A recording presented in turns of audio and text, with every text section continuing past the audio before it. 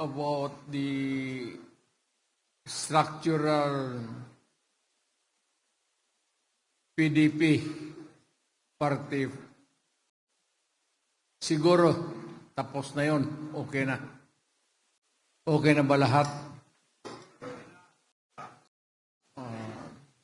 So, wala na tayong problema.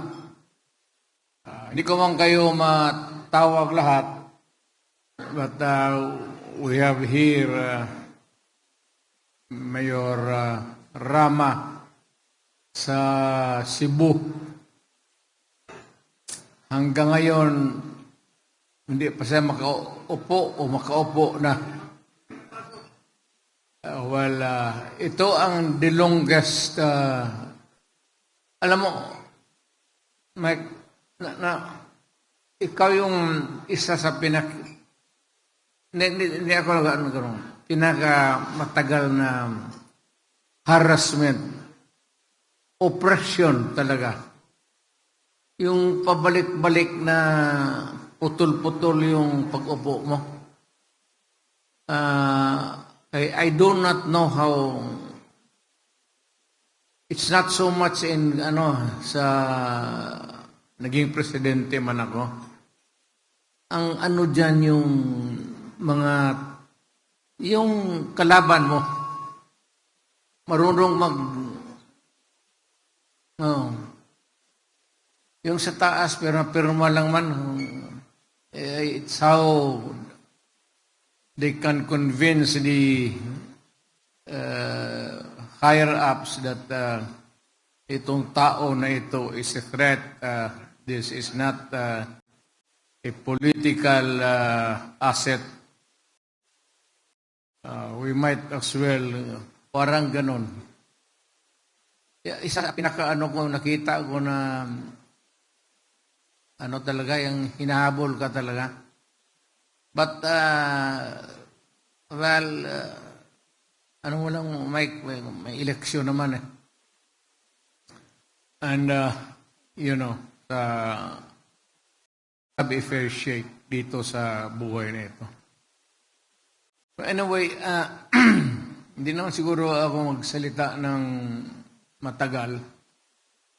Total na organized naman itong PDP, and I am sorry that I was not around because meron rin akong pinuntahan the whole day. Mabutit na lang at nandito ako. Nandito si Bebot. Si Bebot will be one of our stronger candidates sa pagka-senador. Marami naman yan sila. Sumali ka na, Bot, kaya wala kang trabaho, alam ko. Si Bebot pati ako, kasama kami sa dorm. Estudyante pa kami.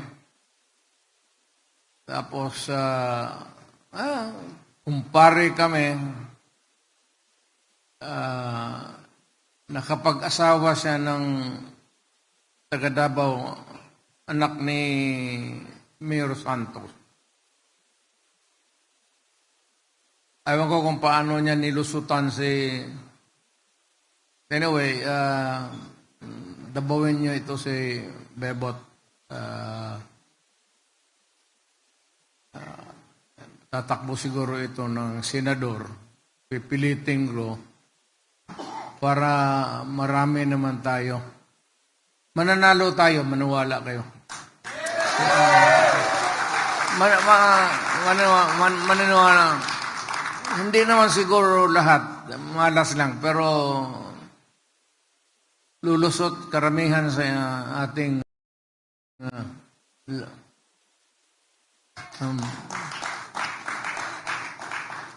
sigurado na yung magkatabi, one and two na.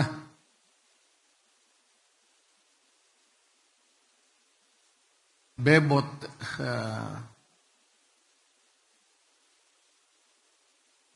takbo ka kasi wala kang trabaho.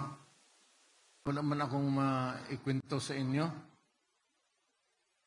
Wala mang giveaway, so may akalo.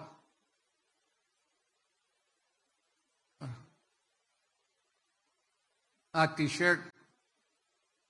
Mamigay ka? Lahat nabigyan mo. Pag hindi, ikaw ang ibigay ko.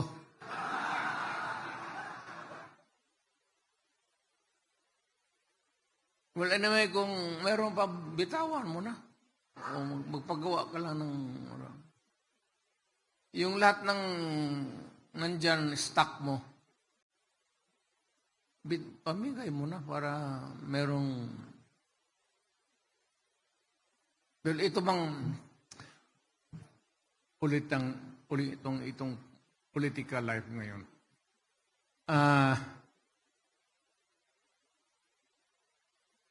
The president is not really yung sabihin mo abusado. It would not be a fair comment na hindi naman talaga masamang tao si Presidente Marcos. But I seldom mention the names of the other side of the fence. But dito wala kasi akong there's no reason for us to be scared or oppression. Kasi wala man akong nakikita na yung tendency of a president to be abusive and would condone itong wrongdoing. Wala akong nakikita dyan.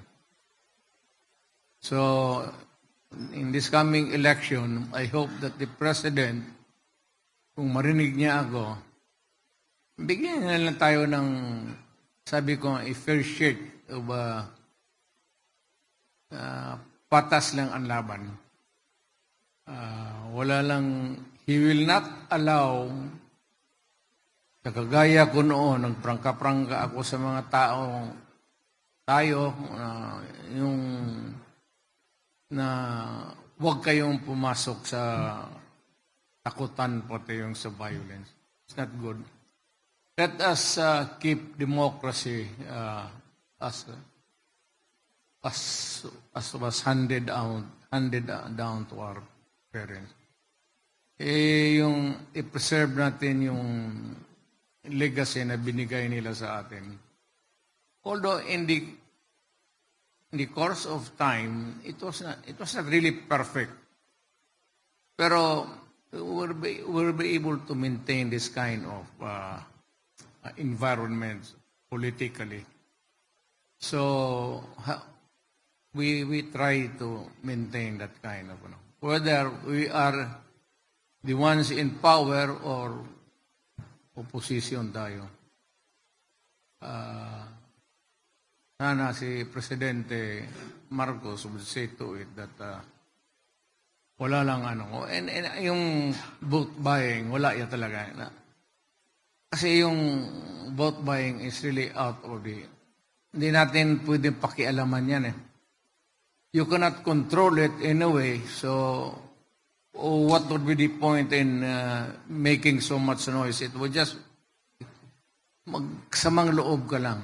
But pero yung mga violence, terrorism, yan ang hindi pwede. And I'm sure that the President, Mr. Marcos, would not allow that. Politiko siya at dumaan siya ng mga ganun eh. So, let us go back to our respective territories and start to organize. Mahirap mag-organize pag walang pera. So, ang PDP is shoestring budget talaga to. But whatever na makuha namin na malaki, kung may magbigay man, ngayon ng mga negosyante, we will share with you whatever ibibigay namin sa taas. Yung mananalo na, kagaya ni Bongo pati ni Bato, wala, hands down man ito sila. So, wala na itong tsaka sila ang dapat magbigay sa atin, si Bongo ang magbigay.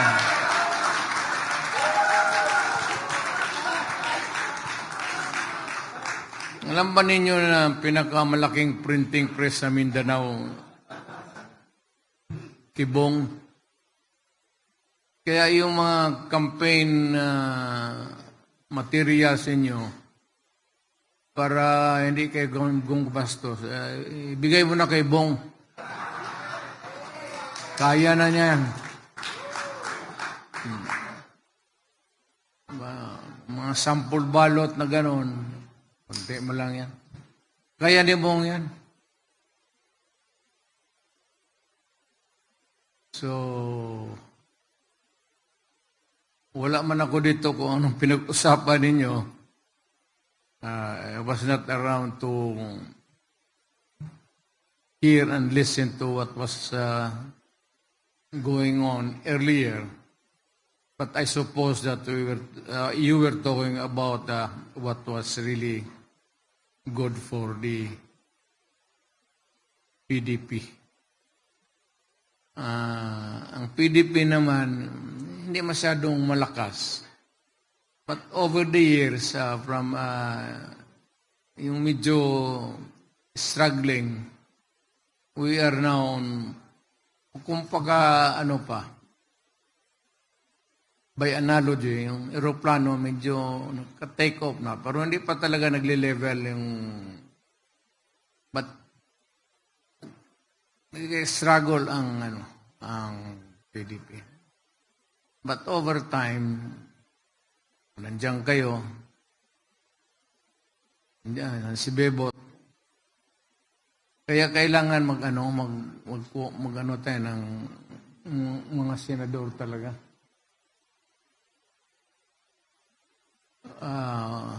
We need the senators. Kailangan natin ng senador. So, anyway, mag-ikot man kami. I hope that I will have the money and the energy to go around the country. Mga key cities lang siguro.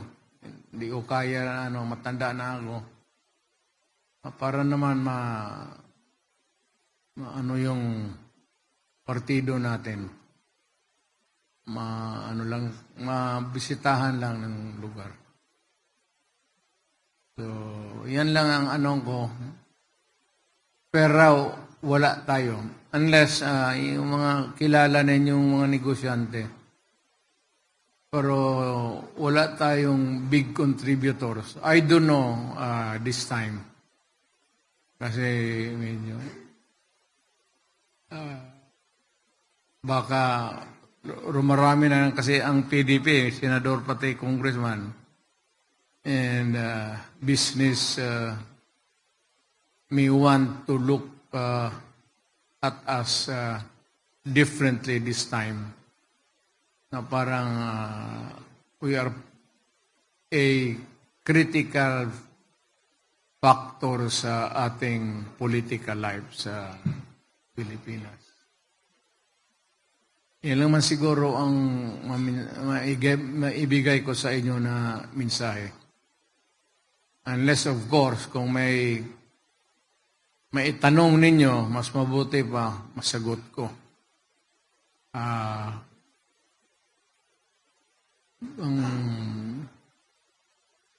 Kung sino yung finance officer natin, pag-usapan pa namin dito sa taas kung sino talaga. Wala man sila dito lahat. But we might makaraise tayo talaga ng kunti. Kasi mahirap magkampanya na walang pera. Ako, nung nagtataka nga ako, until now, it remains to be still a mystery sa akin kung paano ako umabot pagka-presidente. Totoo yan. Totoo yan. Hindi ako na talagang matulog ako when I look back sa buhay ko. Hindi ko talaga alam kung paano ako naging presidente. Kung pera-pera, wala talaga. Kung sabihin mo lang pera pang kampanya at buong Pilipinas, wala. Wala talaga, sa totoo lang. But suddenly, I found myself governing the country. Tandaan ninyo yan, baka maabot kayo ng ganun. Ang swerte kasi hindi mo maano talaga. Hindi mo mapigilan. Hindi mo taglang mapigilan. Ang itutulak ka talaga ng panahon pati ng Diyos siguro. Kaya ako, hindi ko talaga alam kung paano. Lahat na kaibigan, Atty. Del Gra, yung abogado ko ngayon, kay papakulong ako ng mga putang inang walang hiya. So, mga military sila,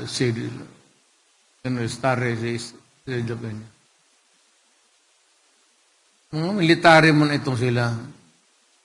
Alam nila na wala talaga ako. From nowhere. Kung sa bulsa, from nowhere, wala talaga. And yet, pagka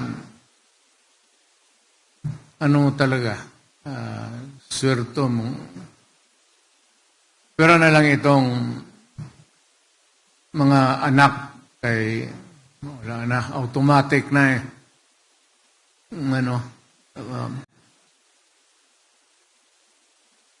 automatic na. Pero sa bagay, ang tatay ko pala putang ina politiko rin. But between and my father, matagal, 10 years halos, ang agwat. Nung namatay siya, piska lang ako noon, ng sweldo ko ilan lang. And yet, when I became mayor, tuloy-tuloy na. 3 terms tapos papuntang presidente. Sinasadya ko itong salita na ito. It's because it is a gathering of people who are into politics. Nandito tayo kasi sa politika PDP Laban. Of course, it's a political party. And that is what brings us together. So, ang topic dito, talagang itong ganito. How do you achieve your dream? Pero, ito lang ang masabi ko. Yung damgo sa Binisaya is yung panaginip, limitahan mo lang. Huwag mong do not let it go haywire. Yung mga ambisyon ka ng wala na sa lugar. Yung gutom, parang gutom ka talaga. Hindi bibigay ng Diyos sa iyo yan. Maybe mag-isip-isip ka lang kasi ang tatay ko, gobernador. Doon tayo papasok sa utak ko na maybe, just maybe, baka magpasok ako ng politika. Pero I was never really ever conscious na sabihin mo na pagkatapos ng edukasyon ko, magpasok ako sa politika. matagal ako naghanap buhay talaga. I was a prosecutor. Doon ko nahon yung pagka-abogado ko. I'm a litigation lawyer. Trial lawyer ako. Hindi ako masyado sa corporate. Kasi ang fiscal prosecutor is araw-araw korte yan. Kaya kung may mga anak kayo at kung kaya naman ninyo additional a few years, ipasok ninyo sa fiscal's office or prosecutor's office. At sabihin mo doon sa fiscal na yung anak mo i-assign sa trial. Ako, pagpasok ko, 2 days after, trial na ako. Nagtanong yung city fiscal, si the late Fred Ruiz, na kung kaya ko. Kasi bagong graduate lang sabi ko, kaya ko. Sigurado ka? Sabi ko, kaya ko, sir. Trial ka agad ako. Hindi naman ako ng ibang eskwelahan, pero alam mo kami dumaan sa mga professor na ito, bebot Ayan. Sino pa dito dumaan? Dumaan si Mayor Rama. Kasi magdaan ka ng mga professor na Tatay!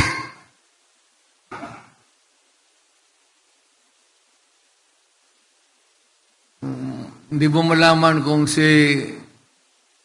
may kapangalan ako sino ba yun? Basta yun, So magtindig kayo, dalawa kayo, tapos magtingin, ganun pa naman yung antipara niya.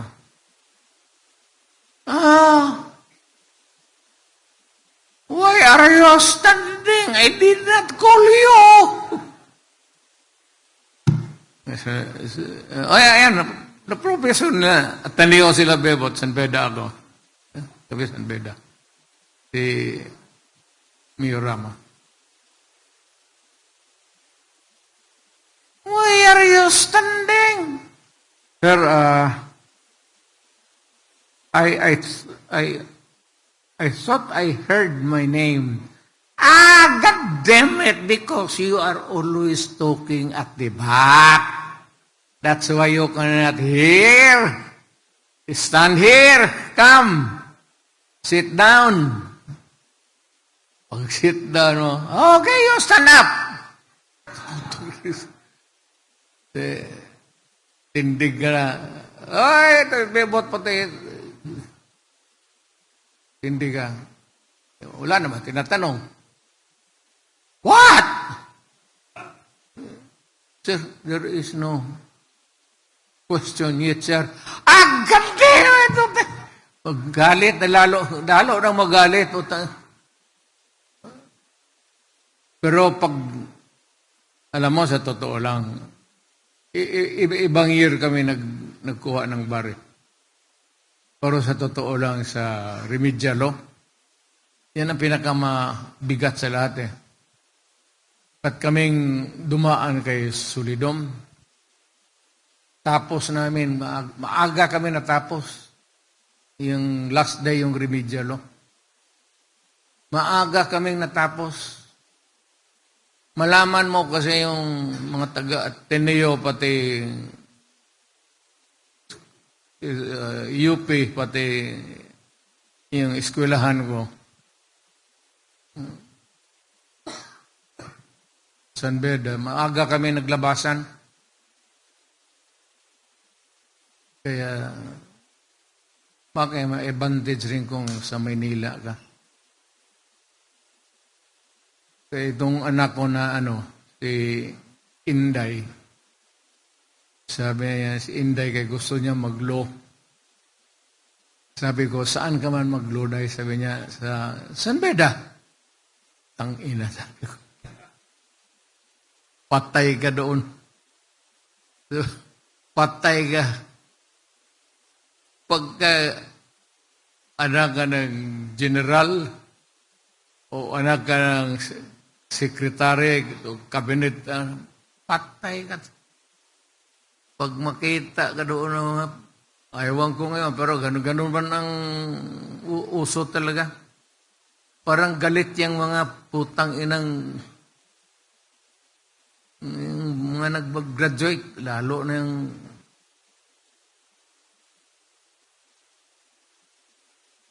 si Inday, nung sinabi kong kumuha ng luyan, sabi ko, niwarningan ko talaga, sabi ko, Day, alam ko hindi ka masyadong bright.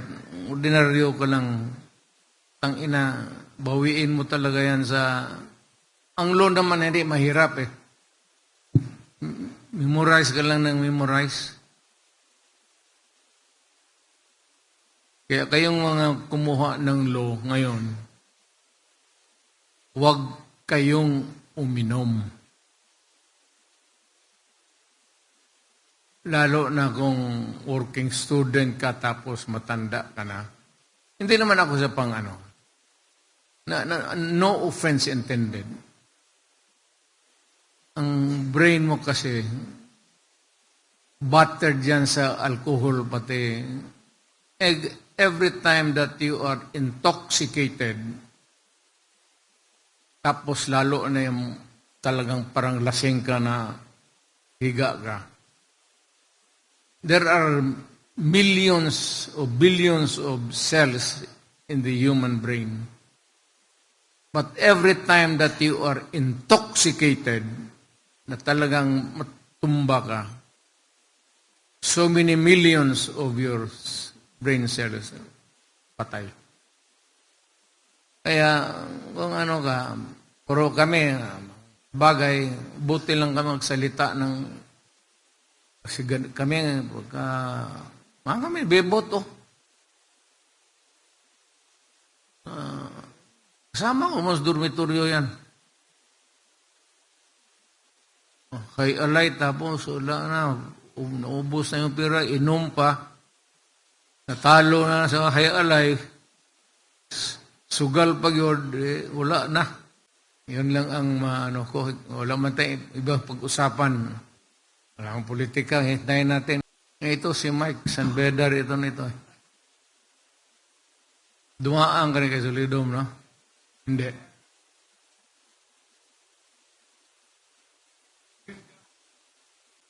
Ilang years kami. Kami, bebot ang magkabats. Pero, Ateneo sila.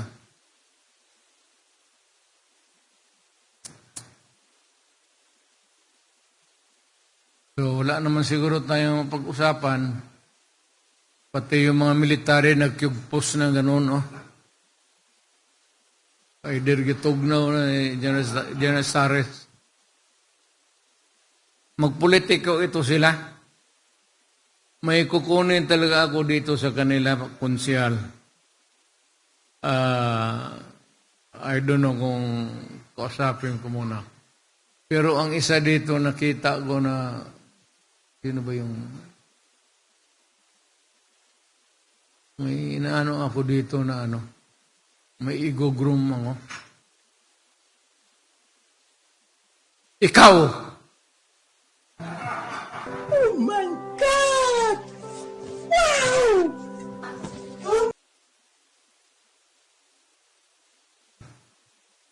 Politika, ano yan?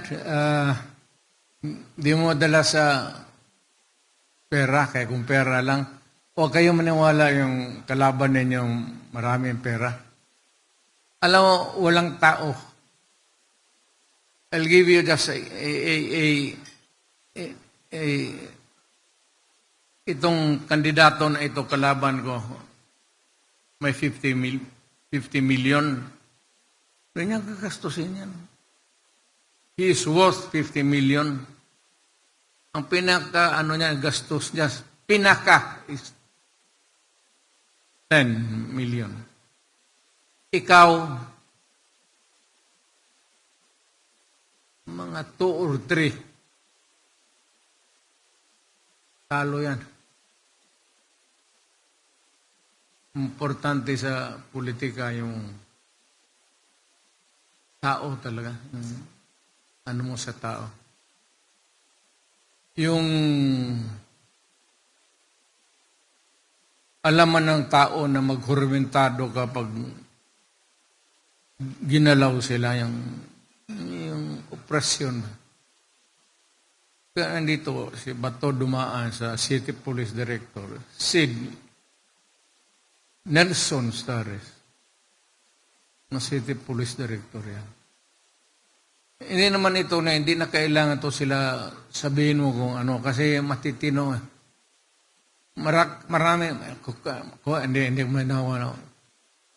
Yun lang sa baba, yung mga tenyente na ano, yung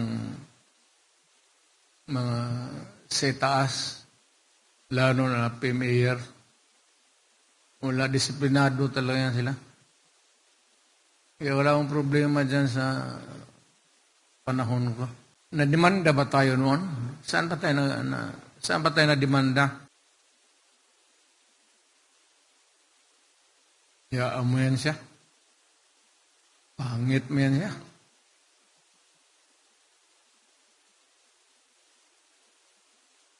So, meron akong, meron kasi akong ipakilala, kilala naman yung mga senador, nandyan naman niya lahat. Ang konsihal na lang, pati si Bebot, takbo ka. Mas lalo kang tatanda. Lalo kang tatanda pag wala ka sa bahay. Mag-contribute ako, kasi konti lang. Mga 30 million saks, okay na yan?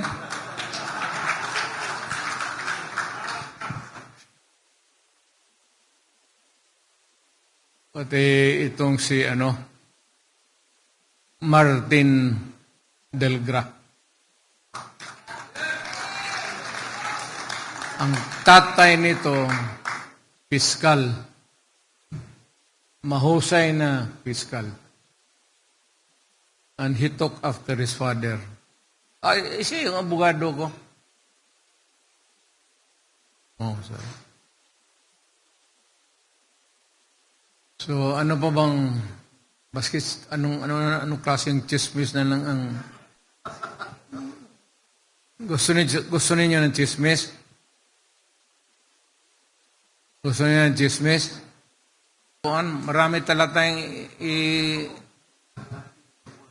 yun ay palihog ron ay buwan.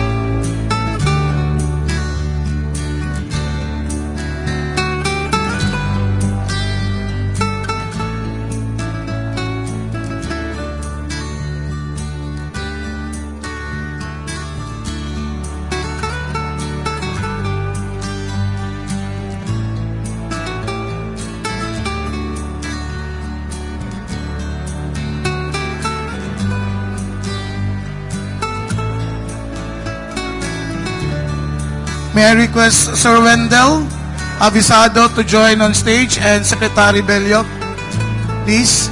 Please wait for the instructions, ladies and gentlemen, for the photo ops, okay? Secretary Bello, Bebot, sir. Sir Wendell.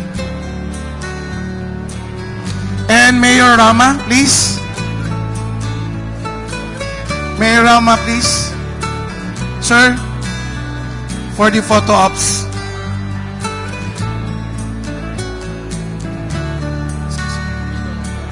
Yes, sir. Okay, for the first 20, please take your line. Dito, please. We'll have the entrance here and exit at the other side. Okay? First 20,